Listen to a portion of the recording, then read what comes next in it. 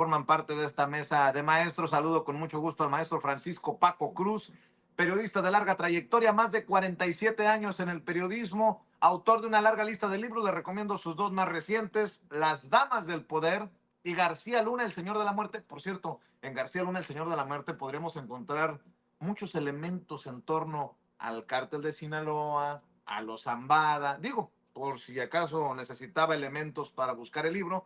Orgullosamente miembro de esta familia sin censura y a quien respetamos y admiramos. ¿Cómo estás, Paco? Te saludo con mucho gusto.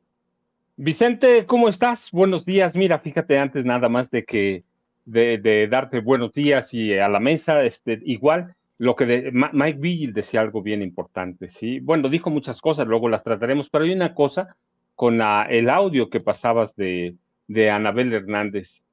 Claramente, Mike Vigil, que fue jefe de operaciones internacionales de la DEA, cuando nadie cuestionaba por lo menos el accionar de los agentes de la DEA, dijo claramente 35 años estuvo como cabeza visible o como parte del cártel de Sinaloa, el Mayo Zambada, y solo hasta que cayó el Chapo Guzmán, fue cabeza. Antes estaba en la línea, pero no era tan importante. 35 años. Pero ahora escuchamos a Anabel diciendo 50 años. ¿De dónde saca que 50 años fue una de las cabezas o la cabeza más importante del cártel de Sinaloa? Son esas versiones las que, sin decir nombres, Mike Vigil lo decía bien, sensacionalistas, para vender periódicos, para vender lo que quieran, para estar allí presentes, pero ve qué importante es lo que decía Mike Vigil, y que va a tono con lo que decíamos la semana pasada, Vicente. Este país, este sistema impuesto por el PRI, por el PAN, creó monstruos, y ahí están los monstruos que dicen una mentira y después, para taparla, necesitan abrir un hoyo y abren otro y otro y van llenando este país de mentiras. Fíjate, Anabel habla de el gobierno de Andrés Manuel López Obrador y todos los demás gobiernos, cuando hay evidencias, hay señalamientos incluso del Vicentillo, cómo negociaban con Calderón, cuánto dinero le entregaban, no los 100 millones, pero en el gobierno de Vicente Fox, en el gobierno de Cedillo, que había muchas evidencias. Así que de un manotazo, Anabel borró toda la historia del Mayo Zambada. Vicente, buenos días, aquí estamos. Gracias, Paco. Déjame saludar también al hermanito Jaime Hernández. Largos años, décadas. ¿Cómo cuántos años llevarás? ¿Más de 40, Jaime, en el periodismo? Casi 50, como Paco. Es que te ves muy joven, por eso lo pregunto, para no regarla. Mi querido Jaime, corresponsal de guerra, corresponsal mexicano en el extranjero, gran hermanito de Sin Censura, autor, fundador y conductor de su espacio en YouTube, No Apto para Cínicos. ¿Cómo andas, Jaime? Un placer estar con ustedes, caballeros, querido Vicente, con el afecto de siempre, el respeto para mi querido Paco y para Kurt. Kurt, a mí me encanta porque es muy vehemente y es un gran periodista. Bienvenidos y aquí estoy listo. Gracias, Jaime. Déjame saludarlo precisamente. En Oaxaca seguramente está Kurt Harvard, periodista, escritor, columnista en la revista Jacobin en inglés para Estados Unidos y en la revista Sentido Común en español para México. Un hombre de libros, un hombre comprometido también con la transformación. Gran amigo de Sin Censura. Kurt, te saludo con mucho gusto. ¿Cómo te va? Muy bien, buenas tardes a todos, aquí con toda mi vehemencia. Ya pues, este café, entonces tengo ya incluso más, ¿no? Más gasolina para ser vehemente. Les mando un abrazo desde la Oaxaca, todo en plena Guelaguetza aquí. Si eso, la Guelaguetza, todo lo que da en Oaxaca. Sí. Si el café trae vehemencia, ando muy vehemente yo también, porque llevo como 5. Pues mira, les acompaño con un jarrito de mi pueblo. Jarrito, eso. Yo buena agüita. Oye, a ver, ahí les va, para empezar, el tema Venezuela. ¿Hubo o no hubo fraude? ¿Qué va a aceptar Estados Unidos? Porque Anthony Blinken ya puso el grito en el cielo, el secretario de Estado de Estados Unidos. Desde la ONU, Guterres ya pidió claridad. En la OEA ya hay una reunión de emergencia. En México critican a Andrés Manuel López Obrador por decir, hasta que no se termine el conteo nos vamos a pronunciar. Eso por un lado. El tema de la captura o entrega del Mayo Zambada y todas las historias periodísticas que se han publicado, lo que nos dijo aquí Mike Vigil. ¿Qué más hay? Este tema ya se anunció oficialmente, lo que creo que no va a ser aprobado en el Congreso de Estados Unidos. Pero Joe Biden, y preguntaba Ramiro Padilla Tondo, el sensei, en redes sociales, ¿qué clase de 4T es esta en Estados Unidos? Joe Biden anuncia el plan para reformar la Corte Suprema de Estados Unidos para no proteger fueros de presidentes, muy al estilo de la 4T. Van a decir que ya al presidente Biden, aguánteme con esa en pantalla, don David, no me la vaya a quitar el tuit del presidente Biden, pues muy al estilo AMLO, ¿no? No más inmunidad por crímenes a expresidentes cometidos cuando estuvieran en el cargo. Ponerle términos, límites a los ministros de la Suprema Corte de Justicia de la Nación y presentar un código de ética para la Suprema Corte. ¡Carambas! Pero en México son cosas de comunistas, de este dictador López Obrador. Y acá en Estados Unidos, a ver, ahí voy dejando temas sobre la mesa. Ustedes dicen por dónde le entran. Paco, voy contigo primero.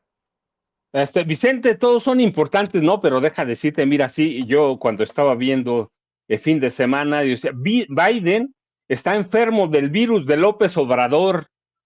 No solo está pidiendo que no haya inmunidad para los expresidentes, está pidiendo una reforma, si bien no con tantos puntos, una reforma, por ejemplo, el de limitar los términos o el mandato de los ministros de la Suprema Corte o exigir un código de conducta y de ética para los ministros de la Suprema Corte. Eso lo está pidiendo y nadie, más allá de que se lo rechacen seguramente los republicanos en el Congreso de Estados Unidos, nadie está pegando el grito en el cielo. Así que Biden o es comunista o está enfermo de la 4T, pero eso nos muestra que sí, la Suprema Corte de Justicia de la Nación debe tener límites y debe tener códigos de ética. Aquí, ¿quién marca los códigos de ética?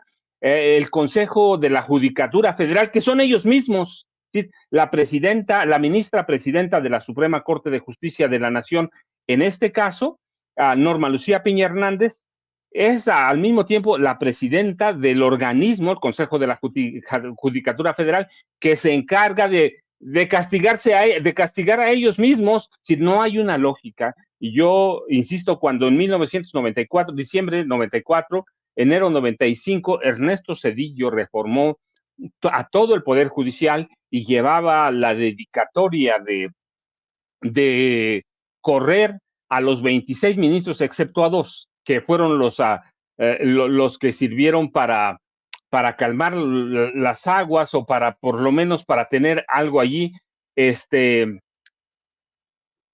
Nadie dijo nada e hizo una reforma muy de acuerdo a lo que pedía Ernesto Zedillo Ponce de León. Quería tener a 11 ministros que no le fueran a decir nada, ¿no?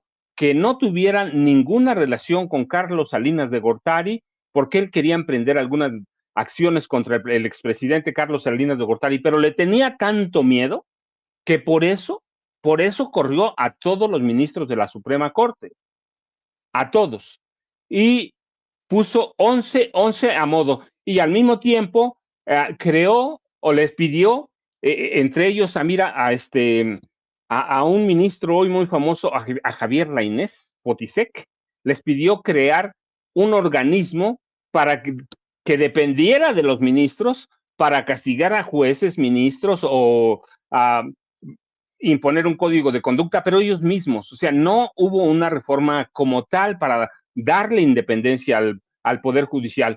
Hubo una reforma que protegiera los intereses de ser necesarios o para proteger los intereses de ser necesario del grupo de Ernesto Zedillo, que veía venir una bronquísima con Carlos Salinas, pero al final le tuvo miedo porque Carlos Salinas controlaba, y mira, ahí va el tema con Mike Vigil, controlaba o intentó controlar a través de Guillermo González Calderón al cártel de Juárez y al cártel del Golfo, que sí lo tenían bien bajo control. Ellos impusieron como capo máximo del cártel de Juárez a Amado Carrillo Fuentes.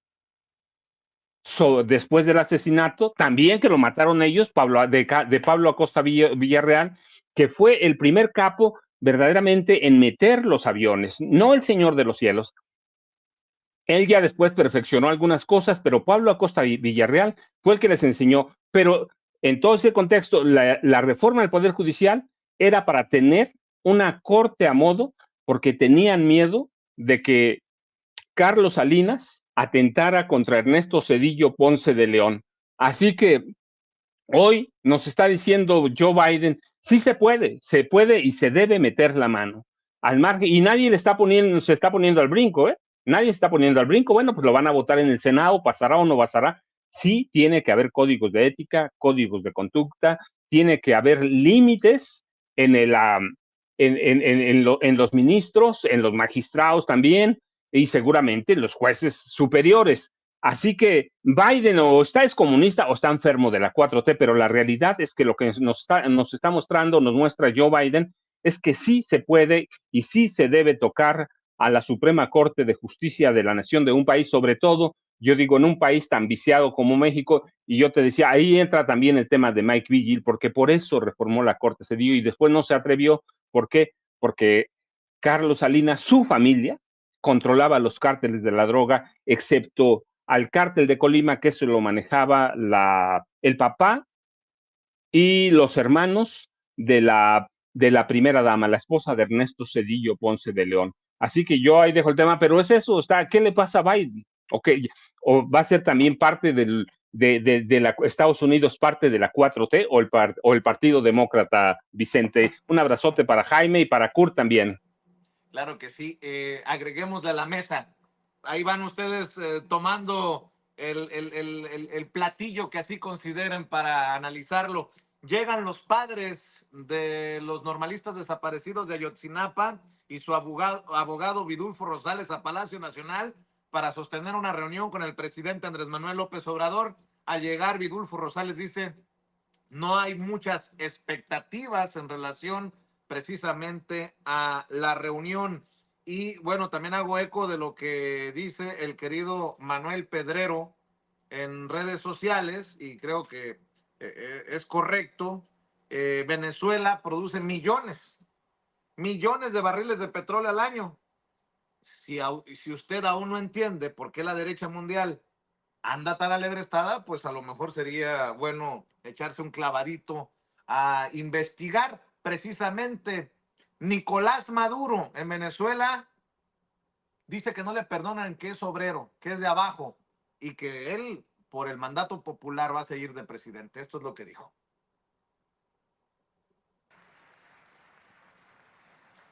Recibo esta credencial constitucional, legal, del poder encargado de llevar los temas electorales de Venezuela.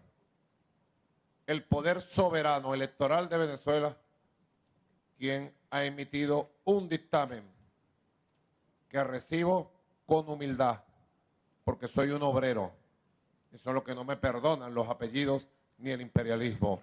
Con humildad de obrero, de hombre de a pie, y digo, soy Nicolás Maduro Moros, cédula de identidad 5892464, y asumo el mandato del pueblo para ser su presidente y llevar nuestro país a la paz y a la prosperidad, a la unión nacional a través del diálogo, y hacer irreversible, como este resultado, hacer irreversible la paz, la igualdad, la independencia nacional, la dignidad de un país, que sea irreversible y grande Venezuela.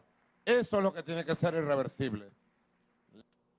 Bueno, mientras eso dice Nicolás Maduro en Venezuela, ¿Qué dice Vicente Fox en México con Alarraqui?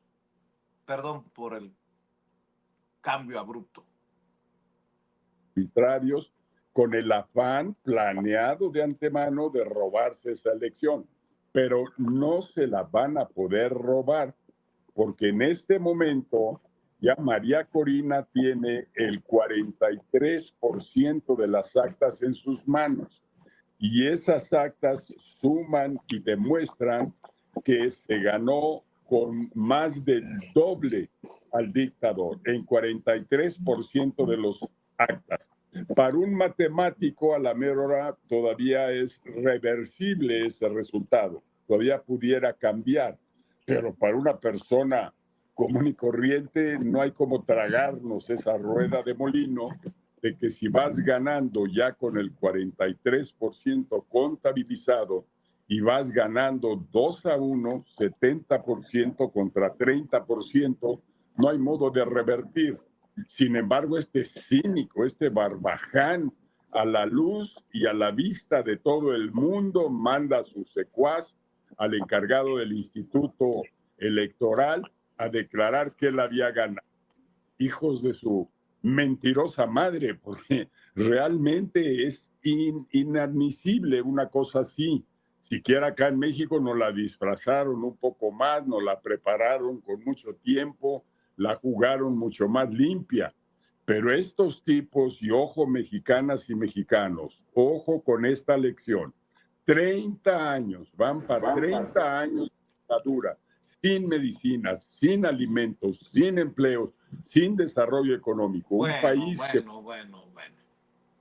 Acá sí nos la manejaron mejor, dice Vicente Fox, dejando por ahí la idea de que también fue un fraude lo ocurrido en México el 2 de junio. De ese nivel el análisis del hijo de su mentirosa madre, en términos de Fox, ¿eh? En términos de Fox. ¿Y qué dice Milei, mi querido David? Mensaje para el heroico pueblo venezolano. El fraude que ha llevado a cabo y perpetrado el dictador Nicolás Maduro no es ni más ni menos que una victoria pírrica. Puede que haya ganado una batalla, que él crea que ha ganado una batalla. Sin embargo, lo más importante es que los leones venezolanos despertaron y tarde o temprano se va a terminar el socialismo, se va a terminar ese modelo empobrecedor, porque el socialismo es siempre... Lo que entiendo es que Milei de alguna manera acepta la victoria de Nicolás Maduro con estas palabras, pero bueno, seguimos en la mesa y ahí voy poniendo nada más cositas, cerecitas en el pastel. Mi querido Jaime Hernández, escucho tus opiniones, tus comentarios del tema que así consideres. Pues yo creo que, mira, es muy interesante lo que ha ocurrido en Venezuela. Para empezar, yo realmente me resulta inadmisible el hecho de que tantas naciones, por ejemplo, Paraguay, Argentina, Panamá, que acaba de romper relaciones diplomáticas con Venezuela porque sí, España, que todavía actúe de forma tan condescendiente, diciéndole, no vamos a respetar a que las cosas se aclaren. La arrogancia de María Corina al decir que ella ya había ganado sin tener todavía todos los datos consigo y sin responder un montón de preguntas. ¿Cómo había conseguido más del 43% de las actas? De todas maneras, la Comisión Nacional Electoral de Venezuela ya había anticipado que se iban a entregar todas las actas. A mí se me hace realmente inaceptable esta intromisión de algunas naciones para tratar de socavar la legitimidad de las elecciones en Venezuela. Más prudente se me hizo la actitud del presidente de México diciendo, nosotros vamos a depender de la información que suministre el Consejo Nacional Electoral de Venezuela, que por cierto es una de las instituciones más vigiladas, más auditadas. Venezuela tiene uno de los sistemas electorales más probados, más transparentes. Y creo que realmente se van a topar con un muro quienes quieran cuestionar el resultado de las elecciones. Dicho esto, yo sí creo que Venezuela, o por lo menos Nicolás Maduro, pudo haber trabajado a favor de la autorreducción de su poder, apostando por ya un recambio, ¿no? Un recambio que le diera mayor legitimidad, que realmente la gente viviera con realmente una esperanza de cambio, porque yo creo que la tentación de Maduro de eternizarse en el poder le hace un flaco servicio a la democracia. Pero ahí hay que decirlo, ahí la última palabra la tiene el pueblo de Venezuela. La última palabra recae en todos y cada uno de los ciudadanos venezolanos eh, que hayan decidido apostar por la continuidad del señor Nicolás Maduro como presidente constitucional hasta 1931. Y una cosa que llamó poderosamente la atención, y digamos que esta es una variable que no encaja en la narrativa, en el relato de la oposición, es el hecho de que estas elecciones se hayan realizado con una paz en todo el país. No ha habido mayores de violencia mayor, y yo creo que esto contrasta con las acusaciones que lanzó ayer la oposición, desde ayer, María Corina, que se ha convertido en la voz que manda, ¿no? Porque incluso ha opacado, ha eclipsado al candidato a la presidencia. A mí me llamó muchísimo la atención y el manejo de medios, por ejemplo, la cadena CNN, evidentemente, había un sesgo impresionante a favor de María Corina, adelantando el fraude. Desde España, los medios españoles igual, ¿no? Entonces, uno tenía que estar haciendo zapping para realmente hacer una idea meridianamente clara de lo que realmente estaba en juego. Yo creo que estas elecciones han sido ganadas por Nicolás Maduro, eh, y creo que el gobierno de Estados Unidos haría bien en reconocer esta victoria porque, mira, llevamos tantos años de acoso del gobierno de Estados Unidos contra Venezuela y no ha funcionado en absoluto. Hay estudios que demuestran que la política de sanciones, del embargo comercial y de sanciones contra Venezuela han causado un número impresionante de víctimas, ha desatado una estampida migratoria que hoy llega a nuestro país. México está lleno de venezolanos, todo el continente, todo el hemisferio, Colombia, España, Estados Unidos. Entonces, yo creo que Estados Unidos se sigue dando un tiro en el pie, y esto es por la estúpida arrogancia de Estados Unidos, que no quiere reconocer que ha llegado la hora de cambiar de chip. Ya no puede seguir aplicando la misma política exterior que empleó durante los años de la Guerra Fría hacia América Latina. Hace poco, por cierto, hubo una audiencia, y el título fue muy interesante, cómo le pusieron a la audiencia. Dijeron, ¿cómo Estados Unidos ha ignorado a América Latina? ¿No? Y esto te dice todo. Todos los analistas y los estudiosos serios que han visto la relación de Estados Unidos con América Latina, Cuba en particular y Venezuela, te dicen lo mismo. De este diagnóstico ya se lo habían entregado desde la administración de Barack Obama. Por eso Barack Obama había iniciado este periodo de deshielo de las relaciones con Cuba. Pero claro, como entró a la Casa Blanca ese señor Donald Trump, echó por tierra todos estos esfuerzos y cayeron por tierra todos los intentos para cambiar la política exterior fundamentalmente hacia América Latina. Yo creo que Estados Unidos va a seguir tropezándose si quiere seguir apostando por arrinconar aún más a Venezuela. No le van a resultar las cosas, sobre todo porque hay que tener en cuenta cuáles son los planes futuros de Venezuela. Venezuela está a punto de ingresar al grupo de los BRICS. Venezuela ha restablecido sus relaciones diplomáticas de cooperación comercial con Colombia, y esto va a aliviar de una u otra forma la situación de Venezuela. Y yo creo que Estados Unidos va a seguir equivocándose si quiere seguir penalizando a Venezuela. Yo digo que aquí lo que tendría que hacer, independientemente de la opinión que tenga todo el mundo, yo incluido, es respetar la decisión, la voluntad del pueblo de Venezuela.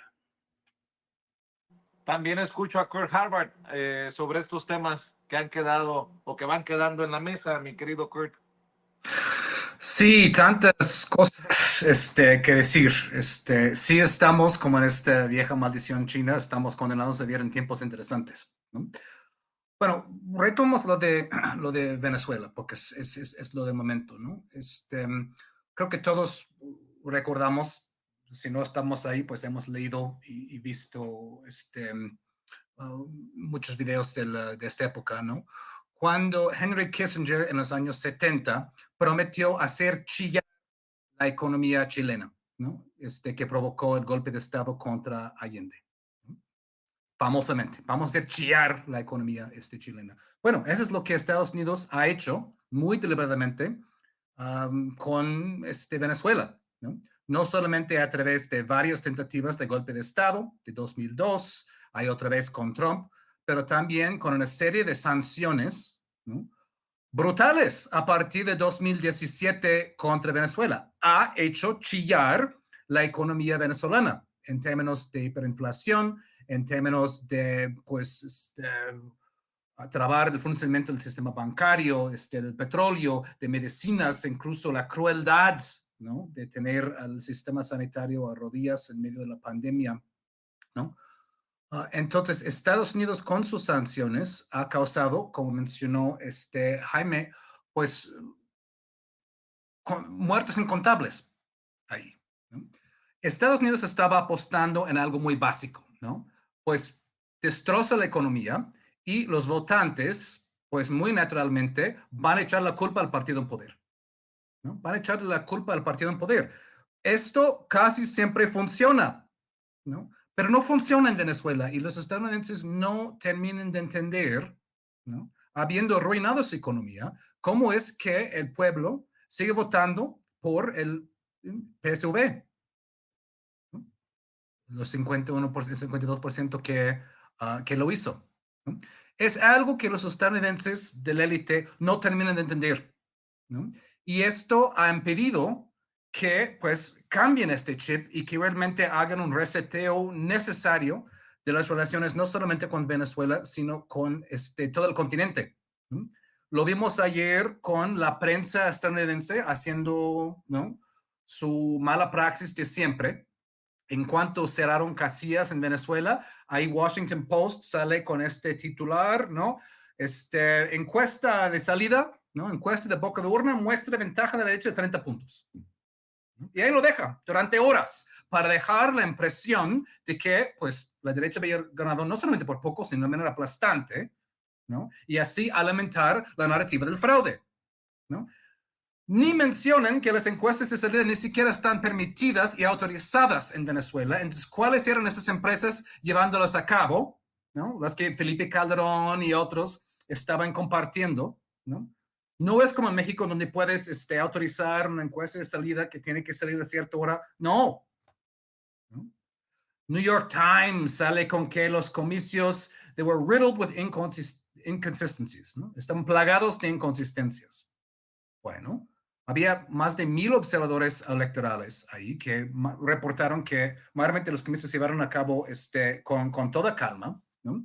Y creo que los medios ni siquiera se preocupan en entender cómo es el sistema electoral en Venezuela. Hay muchos candados en el sistema, muchos más que en México, por cierto. Si tú eres votante en Venezuela, tú tienes que entrar ahí, escanean tu credencial, luego toman tu huella, ¿no?, para ver que tu huella corresponda a lo que está en tu credencial. Solo con tu huella puede, pues, pasar a casilla, ¿no? El escaneo de tu huella. Vas ahí, votas, ¿no?, en la pantalla no está conectada a internet.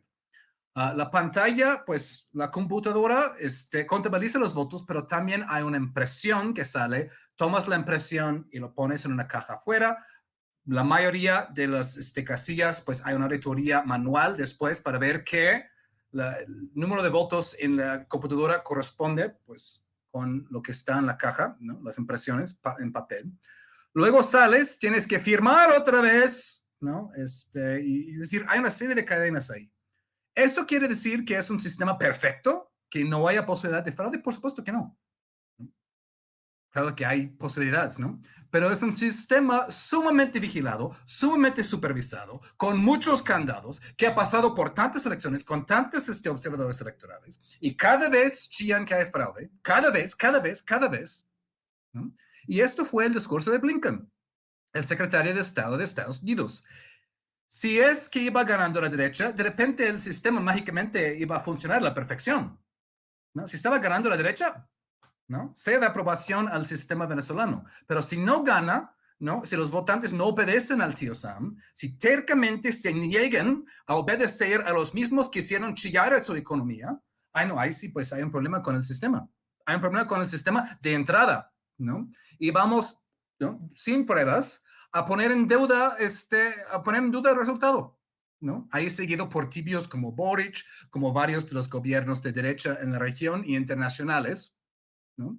Que exigen transparencia en los resultados, cuando nunca exigen transparencia en los resultados con Estados Unidos, que tarda días o semanas en sacar un resultado. Nunca exigen transparencia en los resultados con Estados Unidos y su absurdo, ridículo sistema electoral, anticuado, ¿no? Nadie les exige transparencia, ¿no? Entonces, el doble discurso ahí es muy notorio, ¿no? Entonces, lo único más o menos, mensaje más o menos, digamos, neutral que salió de Estados Unidos fue la de Kamala Harris, ¿no? Tampoco fue el gran mensaje, pero dijo, pues hay que respetar los resultados. Ok, ahora a ver si lo hacen, en realidad, a ver si lo hacen, en realidad, ¿no? Ahí está en pantalla, ¿no? La voluntad del pueblo venezolano tiene que ser respetado. Sí, vicepresidenta, pero la voluntad de ellos, no la voluntad de ustedes. Y va a ser el reto en los días por venir, porque nada más para cerrar el punto que es importante, ¿no? ¿Quién es María Corina Machado? Ella es alguien que estuvo dando la mano a George Bush Jr. desde hace muchos años. Ella ha dicho abiertamente que Estados Unidos debe invadir a Venezuela, que Estados Unidos debería bombardear a Venezuela como ha bombardeado a Siria, ¿no? Es decir, llamando abiertamente a la invasión de su propio país. Esto ni la derecha mexicana. Es decir, la derecha mexicana llega muy cerca a eso. Llega muy cerca a eso, ¿no? Con sus lloriqueos con el rey de España, la OEA, la Casa Blanca. Llega muy cerca a pedir una invasión gringa, pero nunca se atreven a decirlo abiertamente. Ella sí. Pero es la misma dinámica, y es la misma dinámica que ha sido un lastre en América Latina desde hace siglos. Partidos de derecha, traidores, que piden intervención extranjera, ¿no? Con los poderes imperiales, ¿no? Uno debería pensar que la base mínima de cualquier partido es, pues tenemos muchos desacuerdos, pero nunca vamos a permitir la intervención de ningún poder extranjero. Es decir, eso debe decir una base, acuerdo mínimo de todos los partidos. Pero pues en México, en Venezuela, vemos que la derecha ni a eso llega. Y luego se mistifican y no entienden por qué pierden, ¿no? Y los Estados Unidos tampoco lo entienden. Y bueno, y no lo entienden en todo, en ningún lado, mi querido Kurt Harvard. Seguimos abordando estos temas y bueno, también el tema del petróleo, que es tan importante. Por aquí Ceci me pasaba una lista. Venezuela ocupa el primer lugar en la distribución porcentual de las reservas mundiales probadas de petróleo en 2023 por país. Entre las cosas que voy dejando ahí, mi querido Paco.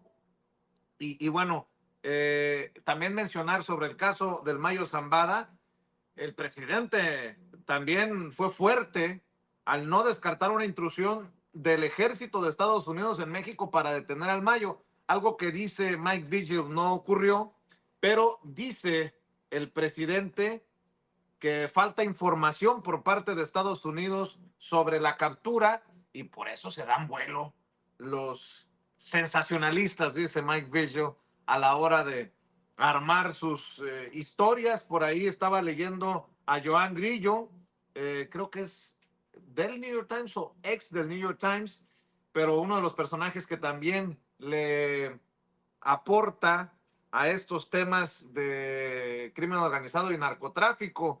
Joan Grillo ha publicado, dice él, que en exclusiva detalles de cómo el Mayo Zambada presuntamente iba a viajar por temas de cáncer, para ver una situación médica, y que también viajó de Durango a Culiacán. No solamente le decía para ver a los doctores acerca de una situación de cáncer que estaría sufriendo, sino para presuntamente reunirse con un político de Sinaloa que es o era señalado porque murió precisamente hace unos días luego de recibir un balazo. Presuntamente era el vínculo político entre el cártel de Sinaloa y bueno, estos círculos. Mi querido Paco, seguimos dándole la vuelta a esta mesa de diálogo con muchos temas. Fíjate, Vicente, primero Venezuela. Tiene razón.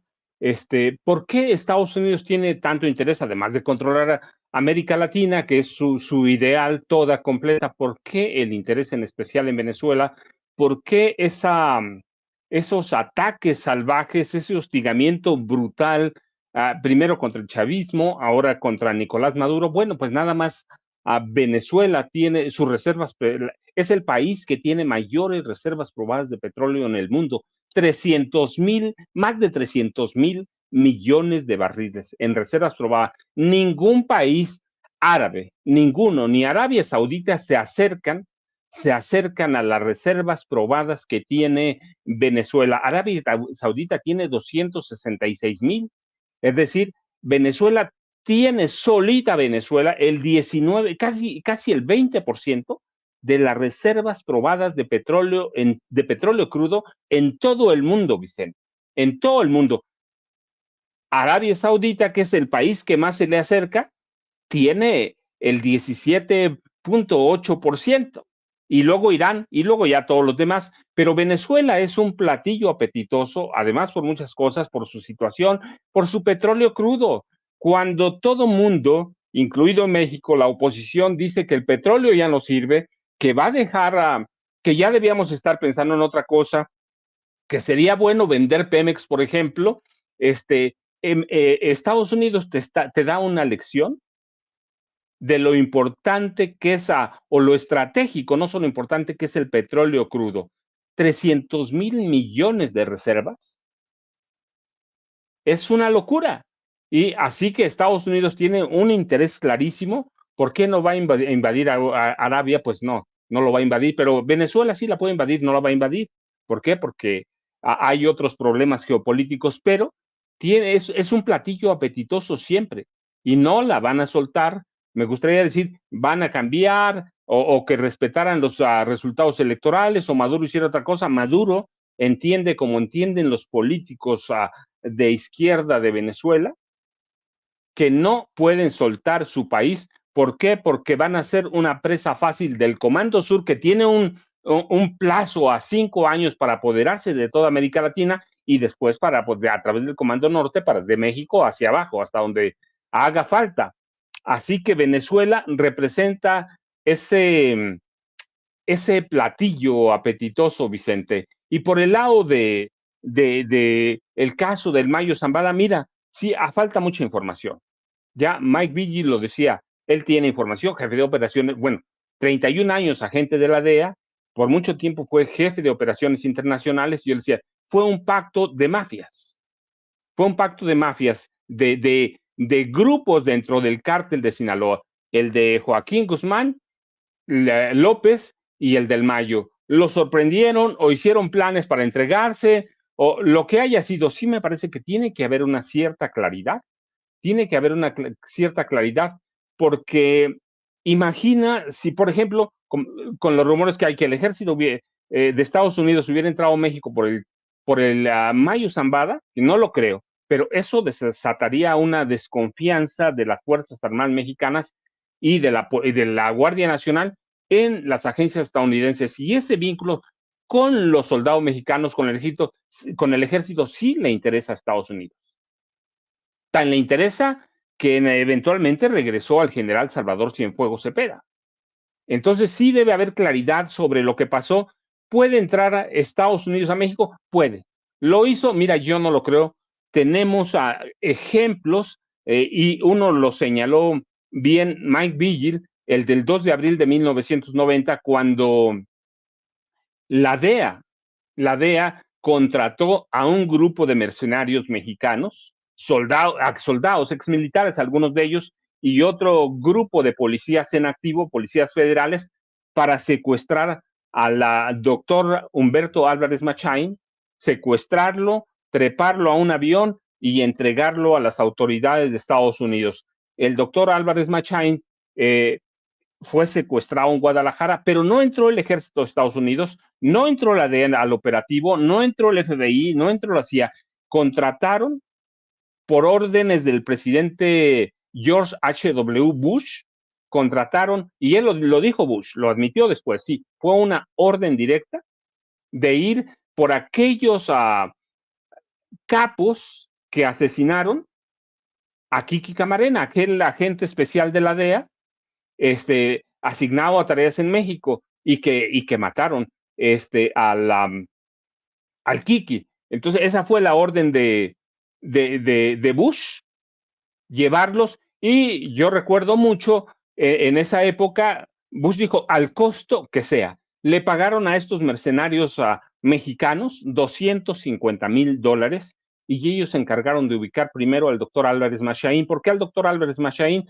Porque había versiones, yo estoy convencido que eran muy sólidas, aunque después salió libre el doctor, pero eran muy sólidas a las versiones y las evidencias de que sí había participado el doctor en el suministro de drogas para mantener vivo a Enrique el Kiki Camarena Salazar, para que los capos que lo torturaban, Rafael Caro Quintero primero, Miguel Ángel Félix Gallardo, Ernesto Fonseca Carrillo, lo pudieran seguir torturando. En realidad fueron más Fonseca Carrillo y el Caro Quintero, y hasta que lo mataron.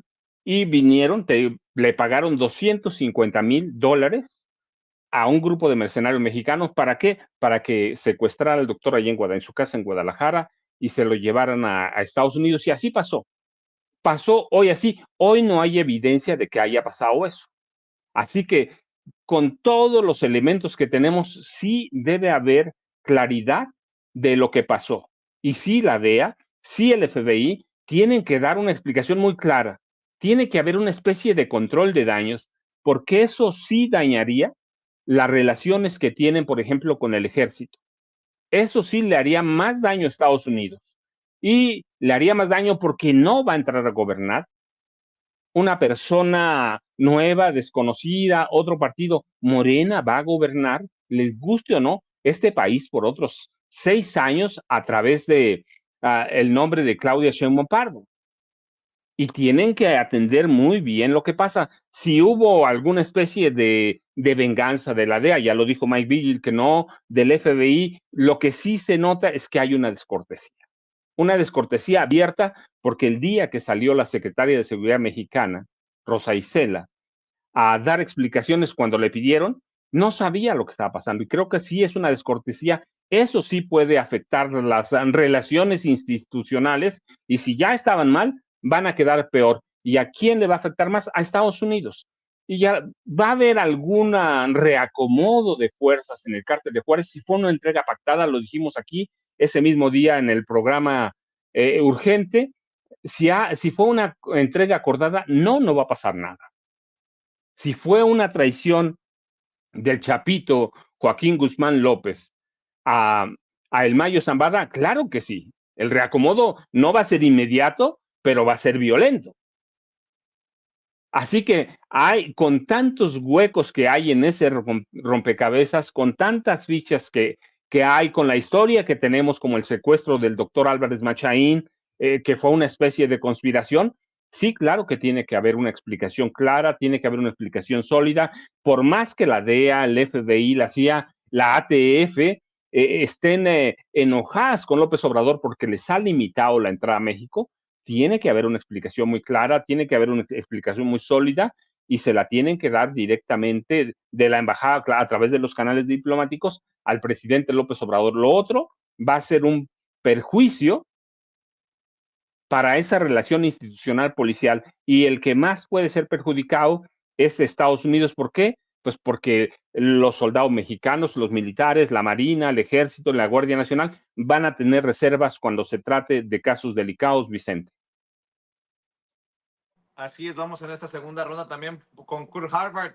Mi querido Kurt, estoy revisando que también, solo para información más allá de lo que decidas, Claudia Sheinbaum, la presidenta electa, también se reuniría con los padres de los normalistas desaparecidos de Ayotzinapa, quienes, por cierto, niegan buscar debilitar al ejército mexicano. Y desde Estados Unidos les confirmo que ya la Casa Blanca anda muy activa en las cuentas de redes sociales promoviendo este plan de reforma del presidente Joe Biden, muy a la 4T. Mi querido Kurt, te escucho. Bueno, empecemos por ahí con la reforma judicial marca 4T en Estados Unidos, ¿no? Y muestra otra vez el doble discurso del clasismo. Como bien dijiste al principio de la mesa, ¿no? Cuando se propone en México es impensable, es autoritarismo, es lo que sea, ¿no? Un dictador, ¿no? Cuando hacen los demócratas buena ondita de Estados Unidos, de repente no, es un plan interesante, es un plan ahí que tiene puntos que debatir, qué interesante. Bueno, vamos a aprender más, ¿no? Por favor, ¿no? Es decir, es muy parecido a lo que propuso López Obrador, porque hay muchos puntos en común, ¿no? Hay una corrupción desbordada en el Poder Judicial en México, pero también hay una corrupción desbordada en la Suprema Corte de Estados Unidos, ¿no? Que curiosamente no informan mucho en la prensa mexicana, ¿no? Ahorita mismo ahora hay más que un escándalo ahí que está tocando a los jueces, a los ministros de la Suprema Corte en Estados Unidos. Tenemos el escándalo de Clarence Thomas, ¿no? El ministro que ha estado en la Suprema Corte desde que yo era chamaquillo, desde 1990-91, ¿no? Porque ahí son vitalicios en Estados Unidos, son vitalicios los ministros de la Suprema Corte. Y Clarence Thomas, pues, ha recibido cada año viajes de lujo, ¿no? En yates y toda la cosa de un gran donador del Partido Republicano de nombre Harlan Crow, su gran amigo, que dice, ay, nada más es mi amigo y nada más me gusta pasearlo por todo el mundo. Ay, por favor, ¿no? También tenemos el caso de la propia esposa de Clarence Thomas, ¿no? Ginny Thomas, ¿no? Que está muy metida en asuntos políticos que luego su propio esposo tiene que fallar al respecto, ¿no? No se recusa ahí, ¿no? Ella también incluso estaba metido en esos esfuerzos para revertir la elección de 2020, ¿no? Qué curioso, ¿no? La esposa de un juez de la Suprema Corte de Estados Unidos, ¿no? También el caso del juez Samuel Alito, que también ha recibido muy bonitos y hermosos viajes de ir de pesca con otro multimillonario de nombre Paul Singer, ¿no? Ahí. En dos jueces conservadores que tienen sus multimillonarios atrás, pues sacando el tapete rojo para llevarles de paseo por todo el mundo. ¿Qué tal? ¿No? ¿Qué tal eso? ¿No? Estamos hablando de una podredumbre en la Suprema Corte de Estados Unidos, muy parecido a lo que está pasando en México. La diferencia es que en México los votantes son más inteligentes y votaron pues para dar a Morena la supermayoría para limpiar el cochinero. Limpiar el cochinero, cosa que en Estados Unidos sería mucho más difícil, porque varias de las reformas que Biden propuso van a requerir ser cambios constitucionales. Y ahí necesitas supermayoría más las legislaturas estatales, que es casi imposible alcanzar, ¿no? Incluso las reformas que se pueden efectuar con mayoría simple, pues van a hacer todo para obstacular eso. Hay una regla en el Senado que se llama filibuster, que ni siquiera es una ley, es una costumbre, que obliga que para cada ley que pasa, excepto leyes que tienen que ver con finanzas, pues necesitas 60 votos de 100. Es decir, una supermayoría para cualquier cosa, ni siquiera pues un cambio constitucional. Y ahí pues impiden que cualquier cosa que no quiere la derecha no pasa. Y los demócratas pues son muy famosos por no saber pelear. Por no saber pelear, por rendirse, por darle la razón a la derecha o aceptar el marco de argumentación de la derecha en casi todo.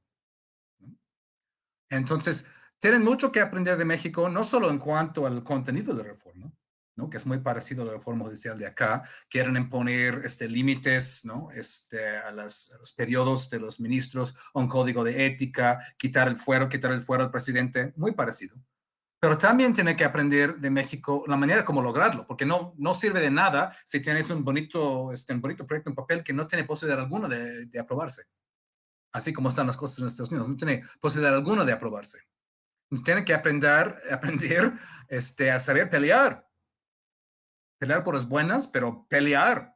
Y los demócratas ahí, que también están en el bolsillo de los grandes donadores, han perdido la capacidad de hacer eso, ¿no? Ahora, muy brevemente, en cuanto a lo de Mayo Zambada, ¿no? Obviamente no está todavía claro qué pasó, si fue pactado, si fue una traición, si hubo violación de la soberanía de México o no, ¿no? Estas cosas Estados Unidos tienen que informar, porque como bien dijo Paco, los que van a ser perjudicados sí son Estados Unidos en su relación con el gobierno de Sheinbaum, ¿no? Eso sí es un punto importante, ¿no? Pero más allá de eso, pues hay que ver pues quiénes van a intentar agarrar el provecho de la situación.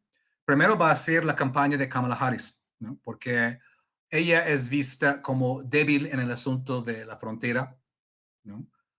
Pues la campaña de Trump ha tenido una retórica muy bélica en cuanto a México, con esto de que va a hacer detenciones en masa, que va incluso a invadir México, y que pues ahí los medios de derecha chillan todo el tiempo que hay fronteras abiertas, como si existiera tal cosa, que entran los indocumentados y que votan, y los demócratas solo ganan por el voto de los inmigrantes ilegales. Es decir, un discurso desbordado, por así es el estado de las cosas en Estados Unidos actuales. En este contexto intentan pintar a los demócratas en general y Harris en particular como débil en el asunto de la frontera. Entonces, obviamente, los demócratas van a intentar agarrar el asunto de que, agarramos el Mayo Zambada, agarramos a Joaquín Guzmán López y vamos a mostrar eso como parte de nuestra firmeza ahí, ¿no? ¿Cuál es el otro grupo? ¿Cuál es la otra facción que va a intentar beneficiarse de eso? Obviamente es el grupo DEA, que está obsesionado con López Obrador, ¿no? El grupo DEA y sus portavoces Tim Golden y Anabel Hernández, ¿no? Que están obsesionados con López Obrador, que han estado sacando artículo tras artículo a lo largo de los últimos 6 meses, y no solo, sin sustentar nada, van a intentar sacar algún juguito del Maya Zambado para intentar comprobar, ¿no? Sus artículos, que han sido ampliamente criticados por depender únicamente de filtraciones y de testigos sin nombre, sin identidad, ¿no? Pero sin llegar a algo más concreto que eso, ¿no?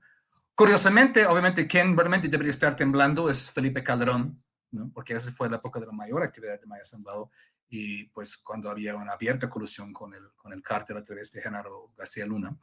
Entonces, el que realmente debe estar temblando es Calderón, pero tal como hacen los medios, pues hacen un tipo de prestidigitación, como mira mi mano por aquí, mira mi mano por aquí, ¿no? Mira mi mano por aquí, quiero que veas lo de narco AMLO, narco Claudia, para que no veas lo más obvio que está justo frente a tu rostro, que es García Luna y Calderón, ¿no?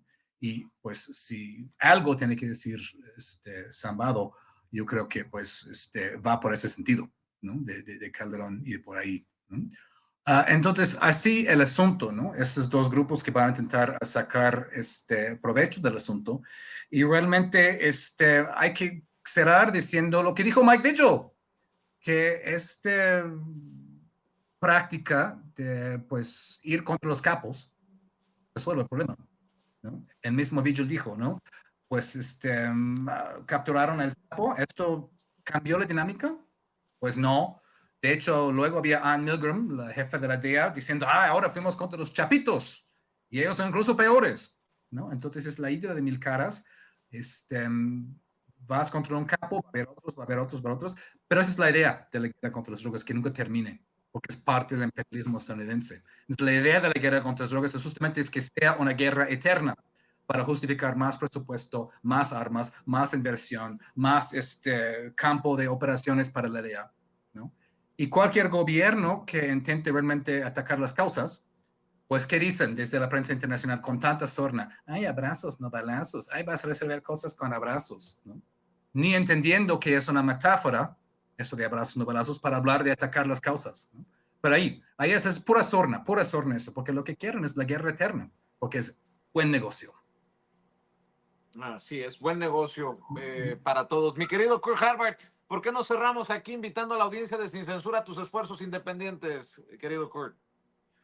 Pues sí, muchas gracias, Vicente. Pues soy Kurt Hackbarth, @KurtHackbarth en Twitter. Escribo para Jacobin Magazine en Estados Unidos y Sentido Común aquí en México. También tenemos el podcast Soberanía, The Mexican Politics Podcast, que es un podcast que desmiente los medios masivos, pero en inglés, para los que están en Estados Unidos o países angloparlantes, ¿no? O tal vez los que pues quieren otra perspectiva, o los más jóvenes de los migrantes que a veces pues hablan más inglés que español. Ahí está Soberanía en YouTube, en Apple Podcast y en Spotify.